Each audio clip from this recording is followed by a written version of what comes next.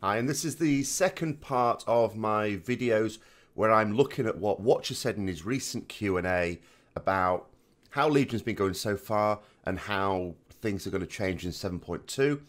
So yesterday I did secondary stats, relics and artifact power. Today I'm going to be looking at legendary items and trinkets and set bonuses and stuff like that. And then what I want to look at in a third one as a separate one, because it might go on for a bit, is the impact on mythic raiding and various things in Legion and things that are coming up, because they said quite a lot about that is worthy of discussion. So legendary items first of all, and what they've announced, I've sort of already said this again, but might as well discuss it again here.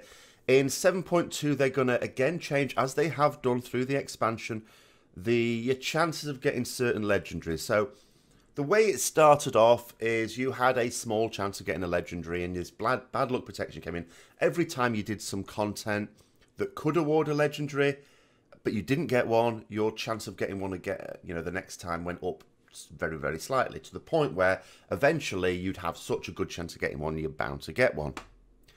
Now, what happened was, and they didn't tell us this, the bad luck protection disappeared once you got your 4th legendary. So you had a lot of very, very serious raiders putting a lot of time in, noting that loads and loads of those players had 4 legendary items. Not very many had more. So it was sort of very obvious. And Blizzard had to admit that they'd done this, but then they said they'd removed it. So they removed that bad luck protection. There were a few other bugs as well. There were a few little things that were happening. Like, for example, when you got if you got your first legendary in the very, very early days, you ended up with a much higher chance than was intended of getting like a second one. So quite a lot of people that got a first legendary got a second one really quickly after it. And if you're like me and were waiting quite a while for your first legendary, then you missed out on that benefit there. Not that everyone that got an early first legendary got a second one. It's just that it was a higher proportion than intended. And then there was another funny thing with a couple of dungeons. But those were things that were unintended. So in terms of intentions, you had this bad luck protection, only went up to 4, then they removed it, so it went on to everything. What they've done now is they've changed it so that you are very, very likely to get a first legendary quite quickly after. If you're doing content like every day, your emissary cache, you're doing your dungeons, and you're doing some mythic dungeons, you're doing some raiding, even LFR, then, and you're doing the treasure chests and all the usual stuff that can reward legendaries, then you should get one fairly rapidly. And again, it's not a guaranteed thing. I mean, if I point out 3 alts that I've been doing stuff on recently, because I hadn't really had time for alts until I got like my artifact weapon maxed out at 54, I didn't feel I had a lot of time to spend on alts. But since I have, so I've got, let me get this right now. I've got a legendary on my, have I got 2 legendaries on my monk? Yeah, I've got 2 legendaries on my monk. Can't even use them both yet because I'm still doing the research. That's how quickly I got 2 legendaries. I've got one on my hunter. And again, all these legendaries appeared very, very quickly after doing the content. But on my Death Knight, where I've done more of that content than the other 2 combined, I still haven't got my first legendary. So it's still a luck thing. So the bad luck protection on that one will still be building up. It's just that you're much more likely than were. But so it's a huge chance of getting your first. It's a pretty big chance, but not as great, of getting your second. And then it drops down to more normal levels where you expect longer gaps of time between getting legendaries from your 3rd onwards. But the bad luck protection stays the same rate from the 3rd onwards, what they've said. It doesn't just keep going down the more you've got. So your 3rd legendary onwards all has the same chance, which is fine to a point. But what they're going to do in 7.2 is they're going to change it so from spec to spec, presumably to help out. Well, it's not actually going to help necessarily out all that well, but it might a little bit. So let's say you go on a character and, give an example, you've got a druid, and so you've got guardian druid. But let's say you are going restoration or something like that. And you forget to change your loot spec because you really want Guardian legendaries, and you get a Resto legendary as your first one. It's like, okay, you've used up your really good luck now. What will happen in 7.2, if you switch it back to Guardian, it'll treat you as having no legendaries again, because you haven't got any legendaries that a Guardian can get. That's assuming you got a Resto Legendary, not a General one. Because this is where it gets a bit awkward.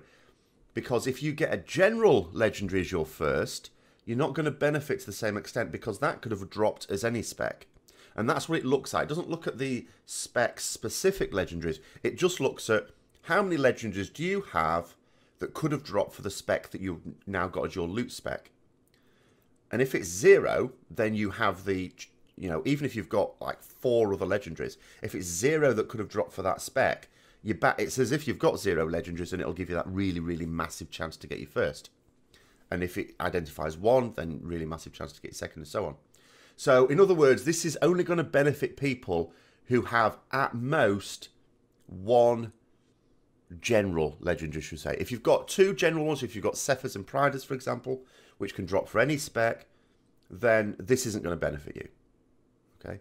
So, if you're having to switch spec and you're going, well, I'd like to switch to that spec, but I don't have the good legendaries for it, so I'm going to have to stick as this one. Let's say you're a combat rogue, but you'd really like to switch to assassination, but you haven't got any decent assassination legendaries, but you do have the best ones for combat, then you're like, If you also have a couple of general ones, it ain't going to help you. But if you don't, if you only have combat ones, then it will help you because you can switch your loot spec to assassination and, you know, probably get a couple really, really quickly if you do loads of content. But anyway, spend ages talking about that. That's how it's going to work. So it's not going to help a huge number of people. It's largely, you would think, only going to help people who are just getting a character to level cap. Because here's where I see it being useful, just last little thing before I move on. So you've got a character and you actually want to get a general one. So let's say you get a Paladin, because I know all about the Paladin ones, Retribution Paladin, 2 level cap. So I might, if I had a new level 110 Retribution Paladin, go, okay, I'm going to change my loot spec to Holy. Get the first couple for that. Hopefully get the general, get the belt, because that's a general one, can drop for all specs. But I might not. I might not. And I might shoot myself in the foot by getting 2 general ones that are no good for me. But that could have easily happened if I'd have been on ret spec as well. So I can improve my chances of actually deliberately at level 110 choosing a loot spec that is not my intended loot spec, if you see what I mean. So, because I've got a, you know, maybe I'll get a holy one. If I get a holy one, that's fine. It won't count towards my ret ones. No problem. But if I get a general one, and maybe it'll be the one I want, and let's say I do get the one I want, then I can switch to ret spec. It'll still treat me as having 1 because I've got a general one, but then that second one, again, might give me one of those. So it might help and it might not.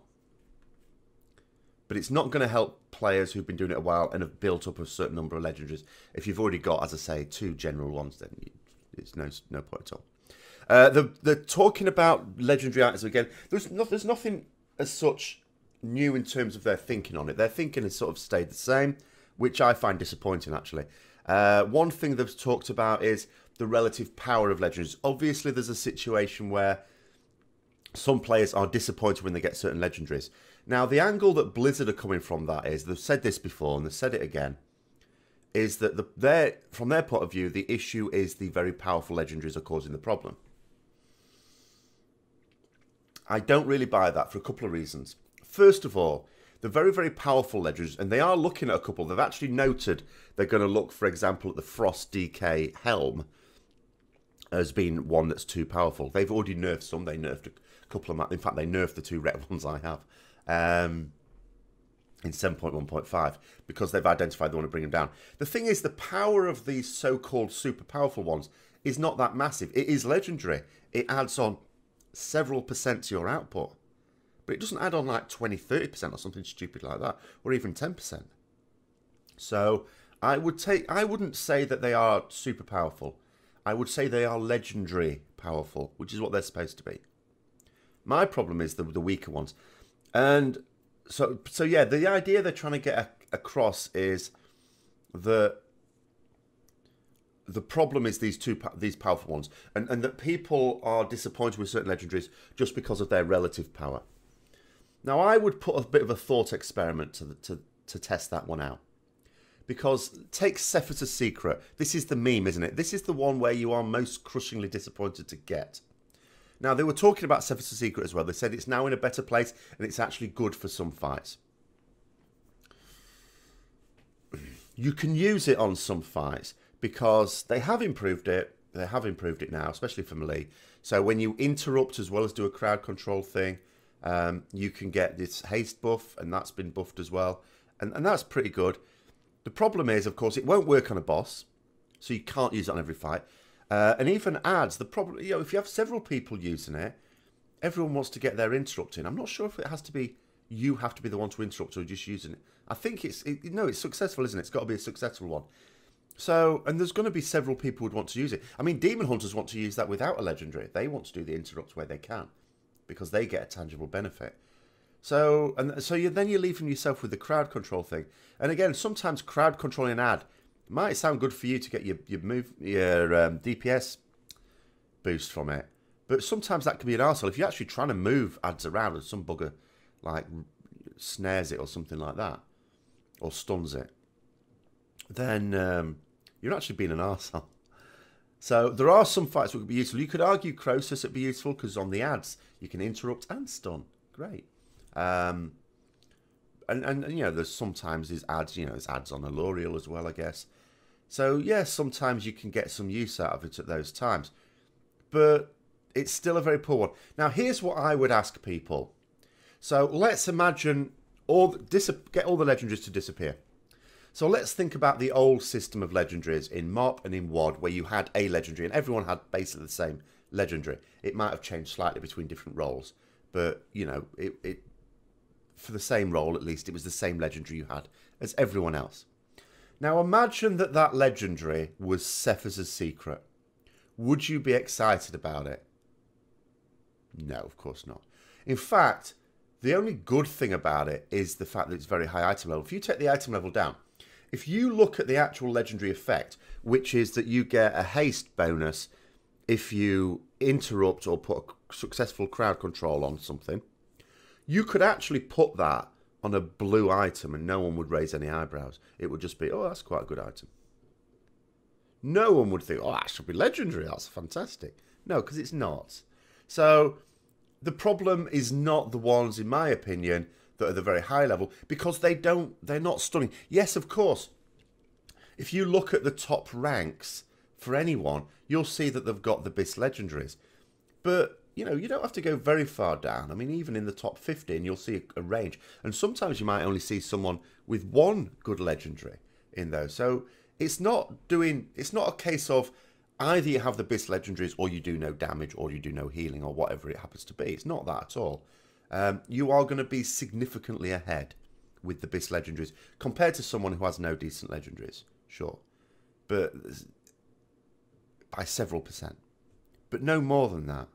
So the problem is not at the top end. The problem is very much at the bottom end. The problem is that they have thrown dozens and dozens of legendaries. There are I don't even know how many legendaries there are. The fantastic number of legendaries, and it's difficult. And I understand that it's difficult to come up with so many different legendaries with so many different effects, and they want to make interesting effects. But by doing that, you inevitably create a situation where some of them are really good and some are not, and you can't win. You're always going to have a situation where people are then going to be disappointed that because they're waiting a long time for these legendaries, bear in mind, after the first couple now. And then you get something that you think, well, I'm never going to use it. There's several legendaries. I've been quite lucky, really. I've got 5. And I've got a Cephas' Secret, so that's the one I'm thinking, okay, no. But the other ones, occasionally get use. But there's several others that are still, I haven't got yet, that'll be useless, that I would never use. I won't even keep them in my bags. They'll just go in the bag, because why bother keeping them? I would never use them. So I fear now, even though I haven't got my Abyss one yet, and I still want that, I know that I'm stacking the odds towards the next one being a bad one, because I haven't got, apart from Cephas, any of the really... In fact, there's worse ones even than Cephas. And those are the problem ones, not the good ones. The problem ones are the ones that we wouldn't actually want to use. And that if they were the only legendary we had and we used them, we'd be using them for item level, for the stats. And that's quite poor. That's disappointing. Other changes that are coming. Obviously, we've had new legendaries in the expansion. 7.1.5 introduced new legendaries. and a new legendary item level cap, which of course is going to have to go up again. But we're also getting crafted legendaries, like 4 crafted legendaries going to be coming to 7.2. I'm not going to go through the details of that just yet, because again, I think there'll be changes planned there. But in terms of what they said about them, they said that, you know, there's no real intention to do more than that for 7.2. And the aim is more to do with, not so much to do with the change in the way that legendaries are awarded, but more to do with jazzing up professions. Though I have to say, I don't think there's a lot wrong. I think they were putting themselves down a bit. I think professions are a bit of a success story, really. I know it can be frustrating crafting endless flasks just to get that rank 3. I'm doing that myself on my monk. But, you know, generally speaking, professions, the way they've been done is a really good thing. They talked about the fact, you know, the crafted items were really good at the start, maybe not so good now. I would disagree. You know, from the point of view that everyone, Mythic Raiders included, would be using the crafted items at the beginning, okay, sure. But I still think they're actually really good. You know, you have these items that you can get, and you can get them to pretty good item level. The only reason I don't have loads of them on my alts is because you need Bloods of Sargeras, which means running lots and lots of dungeons. By the time you've ended up running loads of dungeons to get the Bloods of Sargeras needed, because I would quite happily buy my alts, newly dinged alts, a whole set of gear and take it all the way up with the Obliterum, no problem. The problem is the Blood of Sargeras, which of course is not even account bound, it's soul bound. So I can't upgrade them. And as I say, by the time you've done enough dungeons to get enough Bloods, you wouldn't need more than a couple of pieces to upgrade anyway, because you'll have decent items on those. I mean, you can very quickly, just doing LFR and stuff like that, get over 850 item level easily. And on my monk, I've just done a couple of like Nighthold normals and stuff like that, and some LFR. My monk's like 875 or something, with minimal effort spent on it. Not even doing Mythic Plus dungeons really, which I should probably start doing. So I think professions, yeah, they're pretty good. The only downside, as I say, is the fact that it's very, very difficult, even if you've got lots of gold, to upgrade them because of the Bloods of Sargeras needed. That's the only thing I would be maybe thinking, can we not have Bloods of Sargeras account bound? If they were account bound, then I'd be very, very positive about professions. And I think Blizzard would see more people using the crafted gear. If you could actually trade, not between people, but within characters on your own account. That would make that a lot better. But anyway, you know, nonetheless, they've sort of noted that people aren't using the crafted gear as much, and okay. So they want to put the crafted legendaries in. And that's the reason for that. They have noted, of course, that the bad luck protection isn't affected by crafted legendaries at all. You know, getting a crafted legendary doesn't make, oh, he's got a legendary now, we don't need to give him the bad luck protection. We'll reset everything down to 0. It's not going to work like that. They're a totally separate thing. And the other thing they talked about, again, in terms of different types of legendaries, is they want a situation where legendaries are swapped out situationally, a bit like they originally said for talents. There's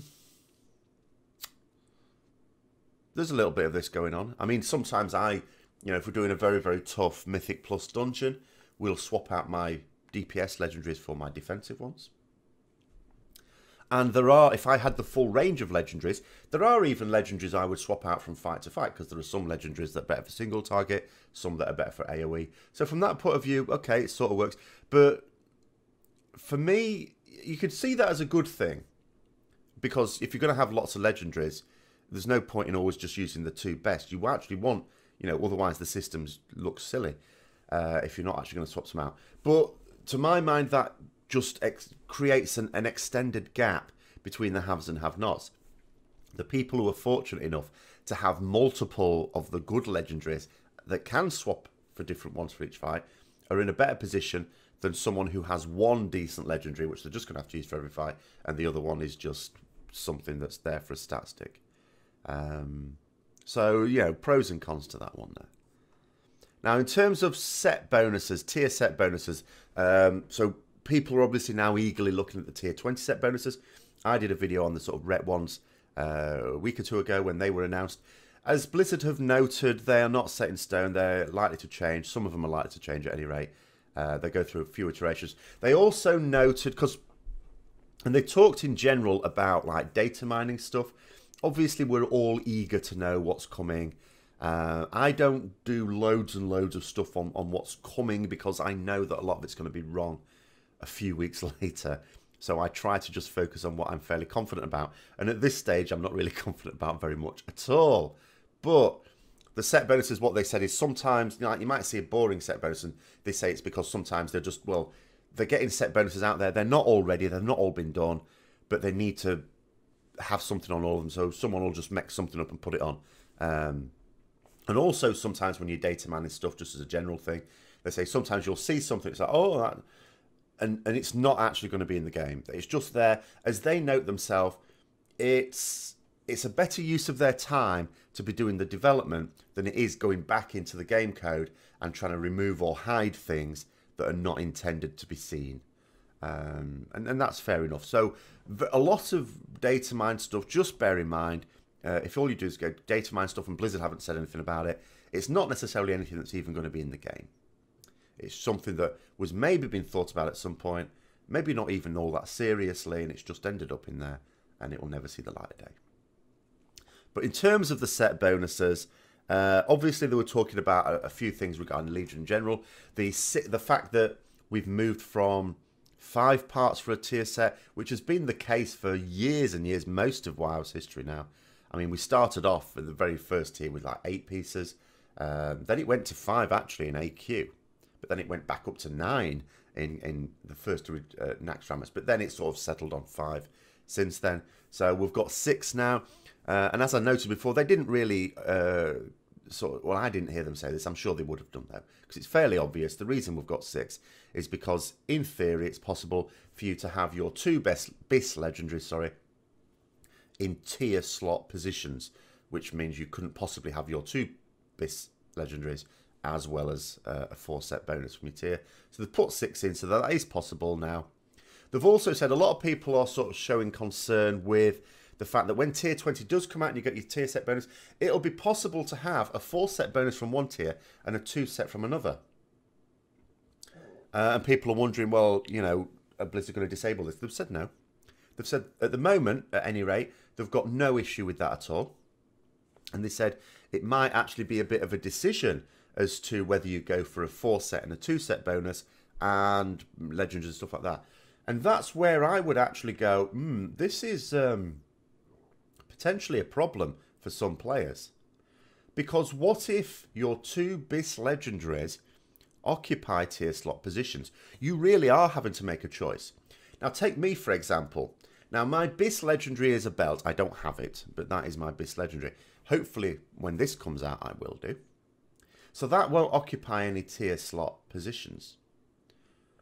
Now, this second BIS in most situations is the cloak. Now that does occupy a tier set position. But there are also, there's also a ring. I also use the ring. The ring is also pretty decent. So is the trinket. So I have options of 3 very good DPS legendaries that don't occupy tier set positions. So I could conceivably get more benefit from wearing a 4 set bonus and a 2 set bonus and still having 2 very good legendaries. It may well be, and I'm not familiar with the BIS legendaries for all specs and classes, or even half of them, or even a third of them, or even a tenth of them if I'm honest. But I think it's probably likely that there will be a number of specs for whom they will have no choice in the matter. Their 2 BIS legendaries clearly state that they cannot possibly get a 4 set and a 2 set bonus. So I think there will be some argy-bargy there. I think this will be something I will end up vlogging about when this comes out and becomes a reality. Because what you often find is at this stage, there are some people who are eagerly looking at what's coming up and talking about it like myself. But the majority won't really start talking about it until it's a thing, until it actually happens. And I think there's going to be a few people a little bit put out by this, I have to say. And I understand, you know, the situation is not of Blizzard's design. It's just a natural consequence of we need 6 pieces because we have to have an extra 2 pieces so that people can get their legendaries as well as a set bonus. But at the same time, yeah, it's obvious, especially in the early part of the following tier where you're not even losing too much item level by using a 4 set of one and a 2 set of another. You can have that plus your 2 legendaries as well. It's just a natural consequence of that. And there isn't an elegant way to stop it. But the fact that Blizzard have sort of said they're okay with it, I'm just thinking to myself, really, do they not see accusations of disparity here? Because I do. Because as I say, some players, like I might be able to use my, as I say, if I were to use my first and second, what I would at the moment anyway consider my first and second base, yeah, that would mean I wouldn't get to use my 4 set and 2 set. But I could use my first and third base and get the 4 and 2 set. And that actually might overall do more damage. So I have more flexibility than some specs may do. Some specs might not even be an issue. Some specs, their 2 bis might not even occupy a tier select item, in which case they don't even have to compromise. They just go for that as well. But anyway, no point in going on about it. We'll just have to wait to see what happens. So the last thing to talk about in this video is really about trinkets. Now, I can link this back to legendaries as well, but they talked in particular about tanking trinkets. Now, I don't know a great deal about tanking because I don't like tanking. I'm not a very good, well, I'm not a very good tank part of the view. I don't do tanking. But I do know that our tanks do complain that there are no good, what they would call good tank trinkets.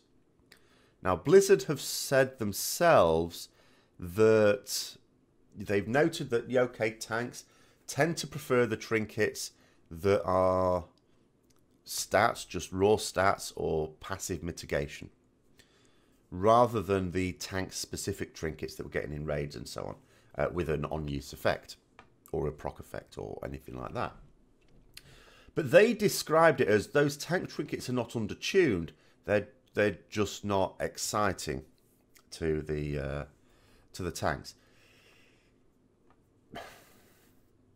What I would say about that is it's not a question of exciting. People don't choose trinkets based on whether they're exciting or not. If they did, we'd all be using the trinkets that you got in vanilla, which were actually really good. They were exciting trinkets. I liked those. I had a trinket that made a cannon appear, and it blew off a few shots and then collapsed. I had a trinket that released voodoo gnomes, who then died. I liked that. They were exciting. These trinkets we have these days are not exciting. They're just powerful or not powerful. And we want the powerful ones. And the tanks are no different. They don't go, ooh, that's exciting. I like that. I'll take that. They go, no, that one will help me stay alive longer. Or that one will help me do more damage. That's how they look at it, depending on the fight. And they will choose the one that does the best job for that. So the reality of the situation is, it doesn't matter whether you consider the tank trinkets to be undertuned or not, they're not as good. They're just straight up not as good as the boring stat sticks. And that's what people have an issue with. So Blizzard really do need to think about that. And perhaps they are as well. They've talked about the fact they're going through some thinking with the tank trinkets in 7.2. And hopefully it will, because, you know, I mean, that's the thing. The top tanks, the more serious tanks, they will choose the trinkets that are going to help them either survive or do more damage, whatever the situation. And then the other tanks will just follow those. They'll just read what they're writing in guides and things like that and follow that advice as well. So I think Blizzard do need to do something about that. And then, you know, they need to get out of this mindset of people choose trinkets based on what excites them. And they don't. They choose trinkets based on what they think's going to allow them to do their job best. Now, the issue with trinkets in general, I do think, and they haven't talked about this necessarily, but I'm just going to stick it in at the end because I've talked about this before, is trinkets and legendaries have now in Legion converged to being the same sort of thing in that as expansions have gone on, they've tried to come up with increasingly interesting ideas for trinkets. They've obviously in Legion tried to do the same for legendaries because they've come up with so many different legendaries and they want all these nice, diverse, interesting effects. And this is why I've argued before, they would do a lot better, in my opinion, if they just merged the two concepts. I've said it before and I'm going to say it again.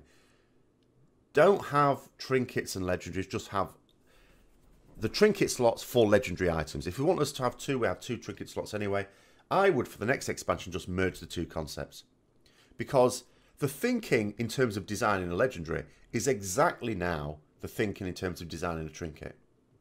We would also have other benefits. This idea about, oh, can we mix a 4-set bonus with a 2-set bonus and 2 legendaries as well, would completely go out the window, because everyone would have their legendaries in the same slots. It means you wouldn't have to have 6 pieces for a tier set if you wanted to go back to 5. Because the whole purpose of having a 5-set bonus, 5 tier pieces, I should say, was because you have a 2-set bonus and a 4-set bonus. Having 5 pieces allows you to swap in what would be your best from a stats point of view off-spec item. So you wouldn't typically, or most people wouldn't necessarily wear 5 pieces of tier. You wear 4, but you wear the 4 with the best itemized stats, and then the one with the best itemized off-piece to occupy the other slot. So it would solve that problem as well. So you wouldn't even have this discussion about a 4-set and a 2-set. Or if they wanted to keep it at 6 because they liked the idea of a 4-set and a 2-set, fine. But I mean, it would allow them to just eliminate that completely. And it would mean they wouldn't have to think of all these ridiculous effects. They could just concentrate on however many legendary trinkets they want to create and just think about those effects. That would surely help on development time as well. And just remove trinkets or remove legendaries. It doesn't matter which way you think about it, but just combine the two concepts. And that would solve so many problems, in my opinion. It would just solve so many problems, and you wouldn't get the issues that we're going to have in 7.2. But that's my opinion. That is just my opinion. That's also the end of this one. They talked about Mythic raiding, but a few of the things he said about Mythic raiding have caught on in the community, so there's a few little discussion points in that. So I'm going to be doing that one as a separate video as well. So thanks for watching this one. I hope you found it interesting as always. If you did, don't forget to like, comment, subscribe and share for further content. Until next time, I'll see you later.